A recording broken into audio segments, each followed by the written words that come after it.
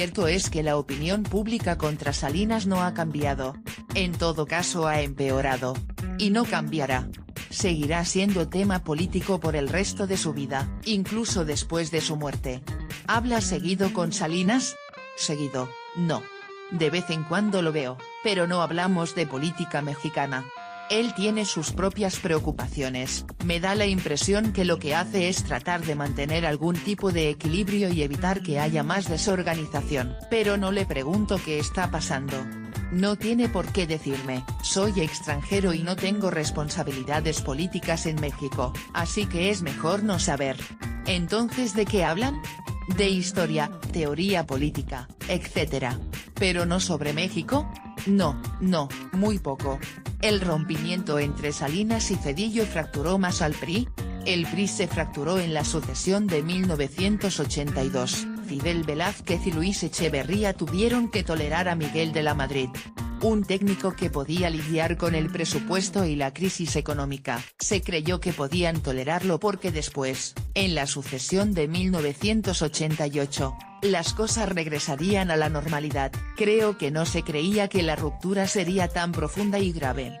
Pero las elecciones de 1988 dejaron ver la gravedad de la ruptura. Para entonces el cisma entre Salinas, Alfredo del Mazo y Cuauhtémoc Cárdenas era descarado, la escisión entre Zedillo y Salinas, el asesinato de Colosio, Luis Donaldo Colosio Murrieta, el choque en torno a la sucesión y el llamado error de diciembre de 1995, culminaron en la toma de la banca mexicana por Nueva York en 1997. Fue la gota que derramó el vaso.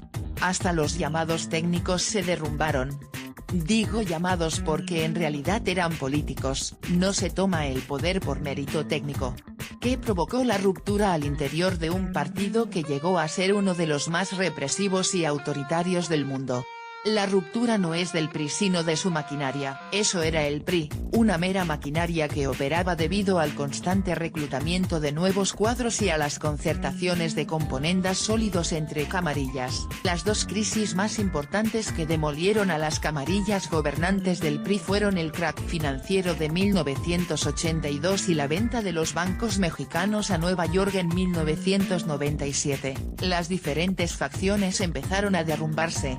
Antes, en cada sucesión salían a la luz diferencias y divisiones entre los grupos gobernantes, pero se las arreglaban para negociarlas. Pero no en 1982, la segunda gran crisis fue en 1997 cuando Nueva York compró los bancos mexicanos. El gobierno vendió a Nueva York la capacidad de México de decidir sus finanzas y su balanza de pago, se la vendió a Citigroup.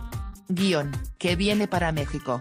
Sería un error concluir que México está a punto del derrumbe o que dejará de funcionar. México siempre ha sido más desorganizado a nivel nacional que lo que aparenta. Por un tiempo, cuando menos desde 1930, parecía ser un país unido y firme, pero creo que eso era una exageración. Hoy está más desorganizado y hay más violencia social y popular que antes, pero no creo que México vaya a derrumbarse. México es como un altero de arena en una construcción. Si lo empujas algunos granos se caen, cambia la forma un poco, pero sigue siendo un altero de arena. México es más eso que una máquina delicada que se puede destartalar o alguien puede frenar. Del PRI, solo pedacitos. ¿Es Salinas responsable por la ruina del PRI? Como dije en su momento, la administración de Salinas fue la última que por un tiempo pudo hacer, con oficio, reformas, renegociar y reconstruir a las camarillas, pero la maquinaria del PRI se escindió. Hoy solo quedan pedacitos. Improvisan candidatos, conciertan alianzas y demás, pero todas las administraciones han sido y son muy débiles, no pueden hacer nada. Fue fantasía haber esperado algo de Enrique Peña Nieto. El PRI como maquinaria de mando y control ha estado averiada desde hace más de 30 años. Antes sabía cómo reprimir. Hoy la represión es desorganizada y fragmentada. No está centralizada. Son demasiadas las facciones reprimiendo. El gobierno perdió el control de la represión en lugares como Michoacán, por decir uno. ¿Qué queda entonces del PRI?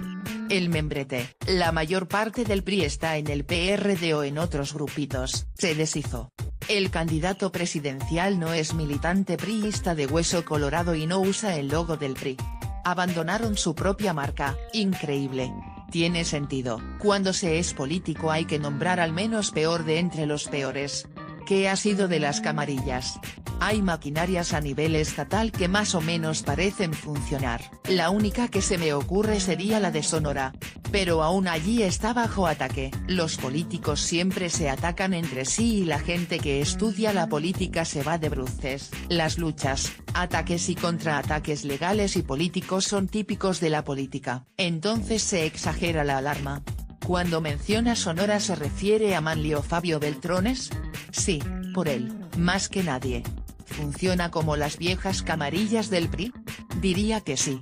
¿Ha muerto el presidencialismo? Diría que sí. Desde 1994, cuando la crisis, no fue tanto la rebelión de Chiapas sino el asesinato de Colosio y toda la confusión y tremenda lucha intestina en el PRI. Veamos a los presidentes que han habido desde entonces: Zedillo, Fox, Calderón, el actual, son presidentes que no pudieron ser presidentes como antes. ¿Con poder ilimitado? El presidente jamás ha tenido todo el poder. Oficialmente y por leyenda México era un país presidencialista. Se remonta a don Porfirio Díaz y don Benito Juárez. El presidente tenía que ver con todo porque era el representante de la nación, pero su poder en realidad era muy débil. A los diarios y a la opinión pública les gusta creer que el presidente es todopoderoso, pero la realidad es otra. Veamos las cosas que han prometido y no han cumplido. Han dicho que van a terminar con la pobreza, que van a hacer crecer al país, arriba y adelante. Si los presidentes son todopoderosos, ¿por qué no lo han hecho? Es una fantasía creer que el presidente puede. Los presidentes ahora tienen muchos más enemigos internos verdaderos que los que solían tener. Ningún presidente ha podido formar una administración consistente y coherente. Desde Salinas lo hizo mejor que de la Madrid, pero desde entonces nadie ha podido hacer lo que él empezó. ¿Tiene algún significado que México tenga un sistema de partidos? Algo, pero creo que cada uno de esos partidos funciona como funcionaba el PRI. Viven de los salarios de los diputados y de los contratos que regalan a sus favoritos. Así que no me impresiona el que haya diferentes partidos. La gente tiene la opción de votar por su partido y sentirse bien, pero un sistema multipartidista en un país como México realmente no tiene ningún sentido. Negociar con capos, ¿qué hacer ante la violencia? No creo que alguien pueda frenar la violencia y la desorganización por la que atraviesa México. Claro, los políticos pueden prometer y no dudo que algunas son sinceros y crean en lo que dicen, pero no será hasta que Estados Unidos cambie, que es el factor más importante en la política mexicana y ha sido desde la Segunda Guerra Mundial. En tanto Estados Unidos sea el dueño de los bancos y México carezca de una clase gobernante competente, no veo cómo las cosas pueden mejorar. No hay nada que los gobiernos mexicanos puedan hacer para acabar con el problema. Si los estadounidenses dejaran de consumir drogas e importarla de México, quizá entonces podría acabarse el negocio. Los narcotraficantes en México se volverían caballeros y filántropos como en Estados Unidos. Los grandes gánsteres de la industria. Por lo tanto, la política en México seguirá siendo una decepción. ¿Fatalista? No soy un fatalista, pero sí creo que hay límites a lo que pueda hacer México. El presidente no puede hacer mucho. Eso no quiere decir que no se deba luchar por lo que se cree. ¿Es opción negociar con los cárteles? Tener negociaciones discretas y secretas es mejor a no tenerlas. Tiene sentido tratar de negociar con ellos para que su negocio tenga algún tipo de seguridad. Por lo que observo, la violencia se da entre cárteles, muere mucha gente inocente, personas que los cárteles en guerra creen que si no están con ellos, están contra ellos. Pero en tanto no cambie el consumo en Estados Unidos o las leyes que lo rigen, los cárteles seguirán violando leyes y combatiendo entre ellos. Para Washington y Nueva York, el poder detrás de Washington, el narcotráfico es solo excusa para presionar a México en otros temas. Los gobiernos de Washington usan el tema de la droga como palanca para poner presión en asuntos que le preocupan más que las drogas. Presionan para lograr regulaciones favorables en los sectores financiero y petrolero, por ejemplo. Tesis de AMLO: Fabricación AMLO habla de encabezar la gran cuarta transformación del Estado mexicano, siendo las tres primeras la independencia, la reforma y la revolución. En su tesis de la UNAM dice que la guerra de reforma consiguió la destrucción del poder del clero y el sometimiento del poder militar a la autoridad civil, pero solamente porque existía ya un Estado, que tras el fusilamiento de Maximiliano se fortalece y adquiere en definitiva el carácter nacional. Y concluye que pese a que la doctrina del liberalismo permeó en todo el país en cuanto a su expresión política y económica, no se expresó de la misma manera en el orden social. Por lo tanto, el liberalismo social surgiría a partir del movimiento revolucionario de 1910. AMLO dice que quiere ser como Juárez. ¿Qué opina? Con todo respeto a sus principios y valentía, su versión de la historia es otra fabricación patriota, así no fue la historia.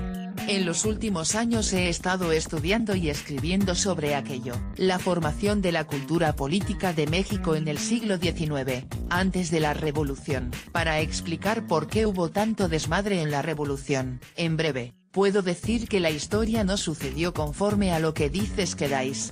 ¿Se puede hacer una gran transformación como ambiciona AMLO? Pues buena suerte con la idea de que es posible hacer la cuarta transformación. Primero, las grandes transformaciones requieren de grandes guerras internacionales. La reforma y la resistencia contra los franceses se dieron en el marco de grandes conflictos internacionales. México era parte del mundo, la plata mexicana era parte sustancial de la economía mundial.